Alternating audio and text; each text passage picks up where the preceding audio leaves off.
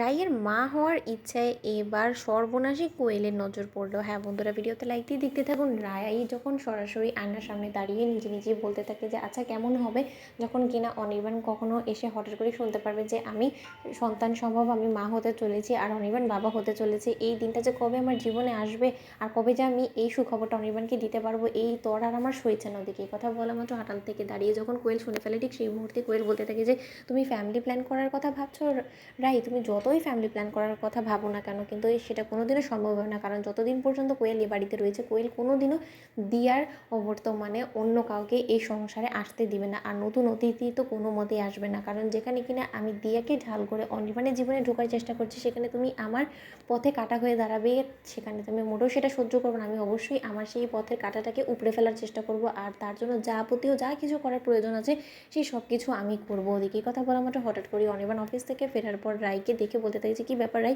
তোমাকে বড্ড বেশি দুর্বল বলে মনে হচ্ছে। দেখো রাই, আমি তোমাকে অনেক দিন ধরেই বলছিলাম যে তুমি বরঞ্চ ডাক্তারের সাথে গিয়ে একবার কনসাল্ট করে আসো, কারণ তোমার সেই সার্জারির পর কিন্তু তুমি একবারও এখনও পর্যন্ত ডাক্তারের সাথে গিয়ে কনসাল্ট করোনি। তাই আমি তোমাকে বলছি যে যত শীঘ্রই সম্ভব তুমি প্লিজ ডাক্তারের সাথে গিয়ে কনসাল্ট করে এসো, দেখো ডাক্তার কী বলে, তোমার আদেও হেলথ কিছুটা ইমপ্রুভ করেছে কিনা। কথা বলা মাত্র রাই অনির্বাণকে জড়িয়ে ধরে বলতে থাকে যে আচ্ছা অনির্বাণ, একটা ইচ্ছার কথা আমার বলবো, তুমি রাখবে আমার সেই ইচ্ছাটা। এই কথা বলা মাত্র অনির্বাণ বলতে থাকে যে আজকে হঠাৎ আমার প্রতি এতটা তোমার ভালোবাসা উপরে উঠছে কেন বলো তো।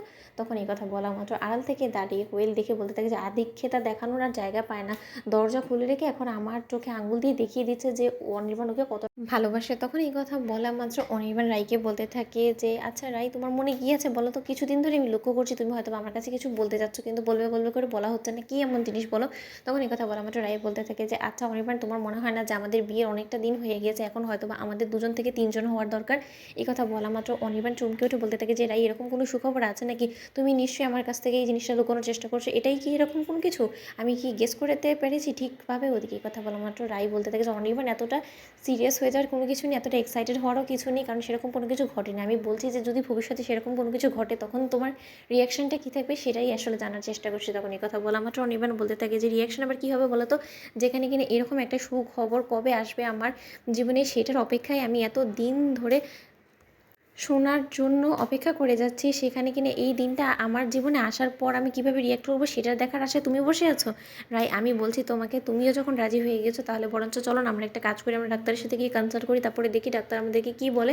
যদি ডাক্তারের রিপোর্টসে একবার সব কিছু ক্লিয়ার চলে আসে তাহলে তো আমরা আমাদের ফ্যামিলি প্ল্যান করতেই পারবো, তাই না? কিন্তু রাই, তার আগে যে করেই হোক না কেন আমি চাই না যে কোয়েল এবং দিয়া দুজনের মধ্যে একজন আমাদের বাড়িতে আর থাকুক, কারণ কোয়েলের উদ্দেশ্য মোটেও ভালো না তোমার প্রতি। তো বন্ধুরা, ভিডিওটি ভালো লেগে থাকলে অবশ্যই লাইক কমেন্ট শেয়ার করো, সাবস্ক্রাইব করতে ভুলো না।